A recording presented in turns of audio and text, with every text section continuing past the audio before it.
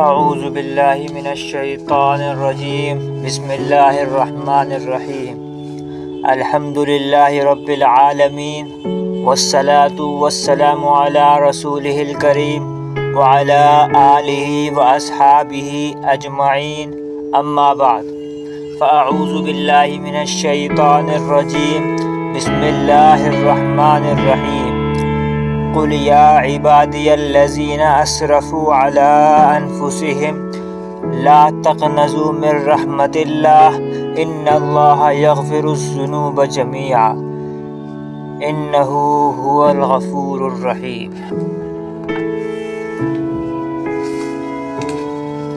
حضرت بلال بن ربا ابھی بچپن میں چھوٹے سے تھے کہ والد وصال کر گئے۔ یتیمی میں پرورش پائی۔ 2 بہنیں، ایک ماں، ایک بھائی خود۔ یہ پریوار مکے میں بکتا بکاتا کسی طرح عبداللہ بن جدعان کے پاس پہنچ گیا۔ اسلام کی روشنی چمکی۔ حضرت ابوبکر رضی اللہ عنہ اس راستے سے گزرتے تھے جہاں حضرت بلال کام کاج کیا کرتے تھے۔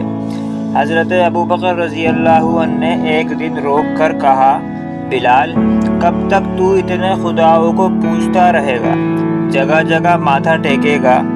یہ کبھی تجھے غلامی سے آزاد نہیں کریں گے۔ میں تجھے ایک دروازہ بتاتا ہوں، اگر تو اس دروازے پر آئے گا تو وہ تجھے مکے کی گلیوں سے اٹھا کر کعبے کی چھت پر کھڑا کر دیں گے۔ دامن مصطفیٰ سے جو لپٹا جگانا ہو گیا، جس کے حضور ہو گئے اس کا زمانہ ہو گیا۔ حضرت بلال اچھی طبیعت کے آدمی تھے، فہم و فراست رکھتے تھے۔ انہوں نے کلمہ پڑھا اور مسلمان ہو گئے۔ اس وقت لوگوں نے اپنا ایمان چھپا کر رکھا ہوا تھا۔ 2 واقعات ایسے ہوئے کہ حضرت بلال کا اسلام ظاہر ہو گیا۔ کسی کام سے عبداللہ بن جدعان نے انہیں بت خانے بھیجا۔ وہاں بتوں کی قطار لگی ہوئی تھی۔ حضرت بلال نے مٹھی اٹھائی اور بتوں کے منہ پر مار کر کہنے لگے، جو اپنا چہرہ صاف نہیں کر سکتے وہ کسی کو فائدہ یا نقصان کیا پہنچائیں گے؟ کسی دیکھنے والے نے دیکھ لیا، اس نے عبداللہ بن جدعان کو بتایا۔ عبداللہ بن جدعان نے راتوں رات امیہ سے بات کی، اسے بتایا نہیں کہ بلال مسلمان ہو گیا ہے۔ امیہ نے حضرت بلال رضی اللہ عنہ کو خرید لیا۔ عشق کو کتنا ہی چھپاؤ، یہ چھپنے نہیں چھپتے۔ مسلمان اپنے ایمان کو زیادہ دن چھپا کر نہیں رکھ سکتا۔ حضرت عمار بن یاسر رضی اللہ عنہ ایک صحابی ہیں۔ ایک دن کافر مل کر انہیں پیٹ رہے تھے۔ حضرت عمار بن یاسر کو ایک دیوار کے ساتھ کھڑا کر رکھا تھا اور کوڑے مارے جا رہے تھے۔ حضرت عمار بن یاسر رضی اللہ عنہ کو پتہ تھا کہ بلال بھی مسلمان ہو گیا ہے، لیکن ان کا خیال تھا یہ بات کسی کو پتہ نہ چلے تو اچھا ہے۔ امیہ بن خلق آیا اور کوڑے مارے۔ جب مار کر تھک گیا تو اس نے حضرت بلال رضی اللہ عنہ سے کہا، بلال ادھر آ، یہ کوڑا پکڑ اور اسے مار۔ جناب بلال نے کوڑے کی طرف دیکھا اور امیہ کی طرف دیکھا۔ حضرت عمار رضی اللہ عنہ دیوار سے تھوڑا ہٹ کر آگے آئے ہوئے اور حضرت بلال کے کان میں کہنے لگے، یار 2-4 کوڑے مار لے، میرا کیا ہے، مجھے تو مار پڑ ہی رہی ہے، تو اپنے آپ کو بچا۔ امیہ بن خلق چلایا، بلال مارتا کیوں نہیں، جلدی کر۔ حضرت بلال نے کوڑا ہاتھ میں لیا اور ایک بار سارے کافروں کی طرف دیکھا، پھر امیہ بن یاسر کی طرف دیکھا اور بولے، عمار، تو مار کھا سکتا ہے تو میں نہیں کھا سکتا؟ تیرے وجود پر زخم لگ سکتے ہیں تو میرے وجود پر زخم نہیں لگ سکتے؟ کیا جس خدا کا تو کلمہ پڑھتا ہے میں بھی اسی خدا کا کلمہ پڑھتا ہوں؟ اور جن زلفوں کا تو قیدی ہے میں بھی اسی محمد عربی کا قیدی ہوں۔ اب دیکھ مل کر مار کھانے میں کیا مزہ آتا ہے۔ حضرت بلال رضی اللہ عنہ نے زور زور سے کوڑا گھمایا اور دور پھینکا۔ امیہ کی طرف دیکھ کر بولے، عمار اکیلا نہیں ہے، اسے اکیلا مت سمجھنا، اور کلمہ زور زور سے پڑھنے لگے۔ جب حضرت بلال رضی اللہ عنہ پر ظلم شروع ہوا، لوہے کی سلاخیں پہنا کر عرب کی تپتی ہوئی ریت پر لٹا دیا گیا۔ جب لوہا گرم ہوتا اور وجود پر لگتا تو تڑپتے ہوئے کہتے، احد احد احد، یعنی اللہ ایک ہے۔ امیہ حضرت بلال رضی اللہ عنہ کو گلے میں رسی ڈال کر مکے کے بدماش لڑکوں کے ہاتھ دیتا۔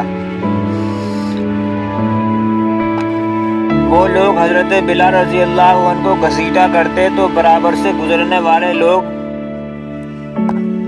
تنقید کرتے۔ کوئی کہتا اور کلمہ پڑھ، کوئی کہتا بلا اپنے خدا کو وہ تجھے بچائے، کوئی کہتا بلال تجھے کیا ضرورت پڑی تھی یہ کرنے کی۔ ایک آدمی آیا اور کہنے لگا، بلال اگر تیرا رب سچا ہے، تیرے رسول سچے ہیں تو تجھے بچاتے کیوں نہیں؟ جب تیرے اندر اتنی سچائی ہے تو وہ تیری مدد کے لیے کیوں نہیں آتے؟ حضرت بلال رضی اللہ عنہ کا جواب بڑا نرالا تھا۔ فرمایا، میں مخلص تو ہوں، میرا رب قادر بھی ہے، پر جب تم جاتے ہو بازار میں برتن خریدنے تو مٹی کا برتن لینا ہو تو ذرا ٹھوک بجا کر جانچتے ہو کہ کچا ہے یا پکا ہے۔ میرے رب رسول بھی ٹھوک بجا کر دیکھ رہے ہیں کہ سچا ہوں یا جھوٹا ہوں۔ فرمایا، دعا کرو میں اس امتحان میں کامیاب ہو جاؤں۔ حضور صلی اللہ علیہ وسلم گلی سے گزرے تو حضرت بلال رضی اللہ عنہ کو مار پڑ رہی تھی۔ حضور کی آنکھوں میں آنسو آ گئے۔ بے خبر ہو جو غلاموں سے، وہ آقا کیا ہے؟ حضور نے دعا فرمائی، یا اللہ بلال کو نجات دے دے۔ حرم شریف کے کونے میں بیٹھ کر حضور رو رہے ہیں۔ حضرت ابو بکر نے پوچھا، حضور کیا ہوا؟ فرمایا، سوچ رہا ہوں اللہ مجھے پیسے دے تو میں بلال کو خرید لوں۔ حضرت ابو بکر صدیق گھر آئے اور حضرت عباس جو ان کے بھائی تھے کو بھیجا اور کہا، امیہ مجھ سے تو بات کرے گا نہیں، آپ جا کر بلال کو خرید لیجئے۔ حضرت عباس رضی اللہ عنہ نے کہا، بلال کو بیچ دو۔ امیہ کہنے لگا، میری قیمت بہت زیادہ ہے، میں نے 50 دینار کا خریدا ہے اور میں اچھا منافع رکھ کر بیچوں گا۔ حضرت عباس نے واپس آ کر ساری بات حضرت ابو بکر رضی اللہ عنہ کو بتائی اور انہوں نے کہا، چلو میں ساتھ ہی چلتا ہوں۔ جب امیہ نے ابو بکر کو آتے دیکھا تو چڑ گیا، کہنے لگا، اگر تو بلال کو خریدنا چاہتا ہے تو جو تیرے پاس رومی غلام ہے وہ دے، اور 2 لونڈیاں اس کے ساتھ دینی پڑے گی، اور بلال میں تجھے 2000 دینار میں دوں گا۔ حضرت ابو بکر رضی اللہ عنہ نے فرمایا، مجھے منظور ہے۔ ابو بکر نے وہ 3 غلام لیے اور 2000 دینار لیے اور گھر سے نکلنے لگے تو حضرت عباس کہنے لگے، ابو بکر تو ایک اچھا تاجر ہے، یہ کیا بے وقوفی کر رہا ہے؟ فرمانے لگے، آپ نے ابھی کلمہ نہیں پڑھا، اس لیے آپ کو اس سودے کا پتہ نہیں۔ امیہ کو جب اس کی منہ مانگی قیمت اور 3 غلام دیے گئے تو وہ زور زور سے ہنسنے لگا، کہنے لگا، ابو بکر بڑے گھاٹے کا سودا کیا، تو نے تو بڑے گھاٹے کا سودا کیا۔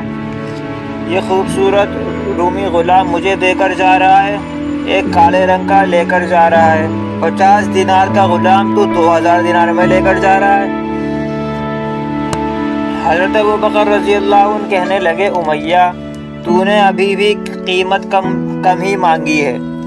اگر میں یمن کا بادشاہ ہوتا اور تو کہتا کہ بلال تب دوں گا جب تو مجھے یمن کی حکمرانی دے گا تو یقین کر میں تجھے یمن کی حکمرانی بھی دے دیتا، پر بلال کو ضرور لے کر جاتا۔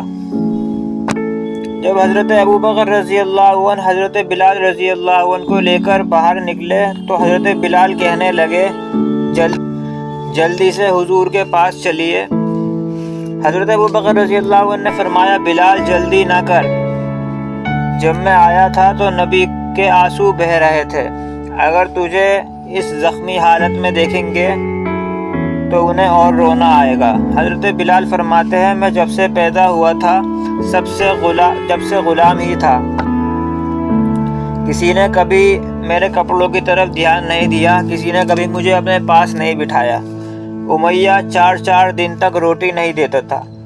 میں ابو بکر کے ساتھ گیا، انہوں نے چٹائی بچھائی، مجھے بٹھایا، میرے زخموں پر مرہم لگائے، ایک نیا جوڑا مجھے پہننے کو دیا، ایک پگڑی منگوا کر مجھے پہنائی۔ حضرت ابو بکر نے فرمایا اب جتنا رونا ہے یہاں رو لے، میں سب کے آنسو دیکھ سکتا ہوں پر نبی کے آنکھوں میں آنسو نہیں دیکھ سکتا، وہاں تیرا ایک آنسو بھی نہیں نکلنا چاہیے۔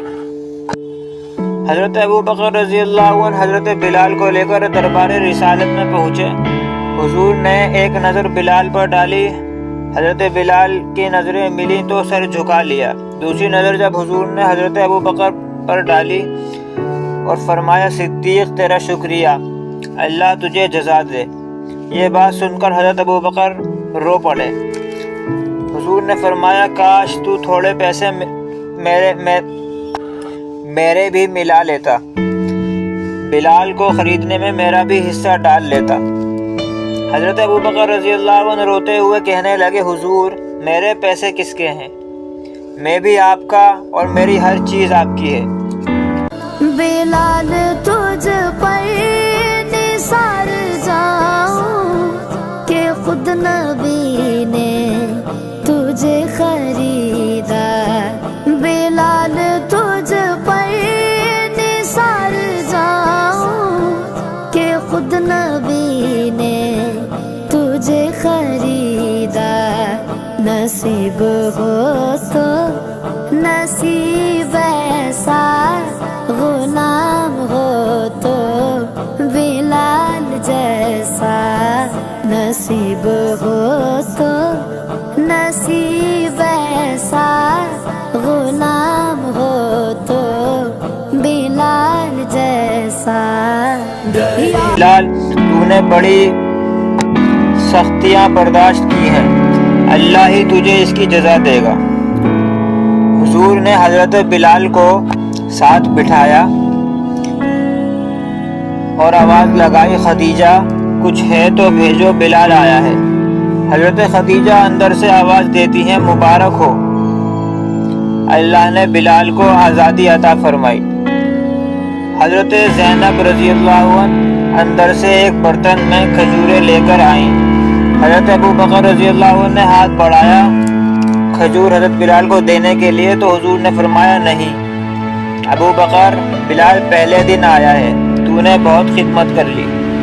حضور نے سخت کھجوریں ایک طرف کری اور نرم کھجوریں نکالی اور اس میں سے گٹھلی نکال کر ایک طرف رکھی اور حضرت بلال رضی اللہ عنہ کو دی۔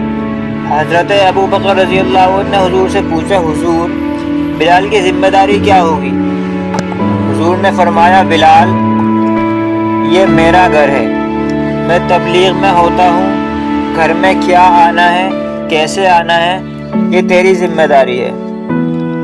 ابھی پردے کی آیتیں نازل نہیں ہوئی تھیں، ماں خدیجہ رضی اللہ عنہ کی 4 شہزادیاں تھیں، ان پر کام کا بہت بوجھ تھا۔ حضرت بلال دروازے پر دستک دیتے، حضرت خدیجہ فرماتی بلال تو آ گیا؟ فرماتے اماں جی میں باہر کے سارے کام ختم کر کے آیا ہوں، گھر کا کوئی کام ہو تو بتائیے۔